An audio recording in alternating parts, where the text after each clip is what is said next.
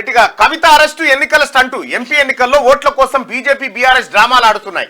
కాంగ్రెస్ ను దొంగ దెబ్బ తీయడానికి కుట్రలు చేస్తున్నాయి. సీఎం కవిత అరెస్టును మేము తప్పు పట్టడం లేదు, కానీ ఇన్నేళ్లు సీరియల్ లాగా నడిపి ఎన్నికల షెడ్యూల్ కు ముందు రోజే అరెస్ట్ చేసిరేంది? బిడ్డ అరెస్ట్ అయినా కేసీఆర్ ఎందుకు సైలెంట్ గా ఉన్నాడు? అరెస్టు గురించి తెలిసినా రోడ్ షోలో మోడీ ఎందుకు స్పందించలే? మోదీ కేసీఆర్ మౌనం వెనుక వ్యూహమైంది. ప్రభుత్వాన్ని పడగొట్టాలని చూస్తే బీఆర్ఎస్ పక్కన ముగ్గురు కూడా మిగిలారని హెచ్చరిక. MLC Kalvakuntla Kavitha arrest BJP BRS ఎన్నికల స్టంట్ అని సీఎం రేవంత్ రెడ్డి విమర్శించారు. ఢిల్లీ లిక్కర్ స్కామ్ కేసును ఇంతకాలం సాగదీసి లోక్సభ ఎన్నికల షెడ్యూల్ కు ఒక్కరోజు ముందు కవితను అరెస్టు చేయడం దేనికి సంకేతమో ప్రజలే అర్థం చేసుకోవాలని ఆయన సూచించారు.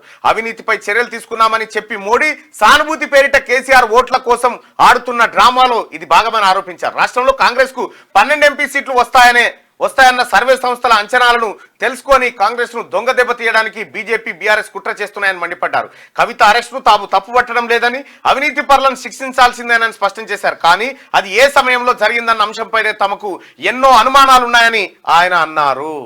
కవిత అరెస్టు ఎన్నికల స్టంట్ అనేది ఇక్కడ కవిత అరెస్టు వల్ల జరిగే పరిణామాలు, ఈ రాష్ట్రంలో ప్రధానంగా ఏ పరిణామాలు జరుగుతాయి? ఒకటి, భారతీయ జనతా పార్టీ అవినీతి పరులను లోపటేసింది అనేటువంటి ఒక చర్చ.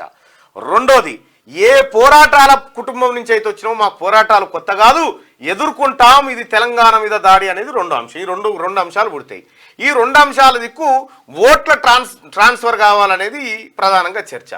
దొంగలు వాడు 6 నెలలకు కుక్కలు మురిగినాయట. దొంగలు పడ్డాక 6 నెలలకు మొత్తం ఎత్తుకపోయిండు, వాడు అమ్ముకున్నాడు, సొమ్ము లేదు గిమ్ము లేదు, వాడు కూడా పని అయిపోయినాక 6 నెలలకు కుక్కలు మురిగినట్టున్నాయి అనేది రేవంత్ రెడ్డి చెప్పినటువంటి సెంటెన్స్. ఒకటే మాటలు చెప్పాలంటే దొంగలు వాడు 6 నెలలకు కుక్కలు మురిగినాయి అన్నాడు రేవంత్ రెడ్డికి, అంతే. ఇక అది ఎవరి కోసం మురిగినాయి, ఎందుకోసం మురిగినాయి మీరు అర్థం చేసుకోరు, అంతే.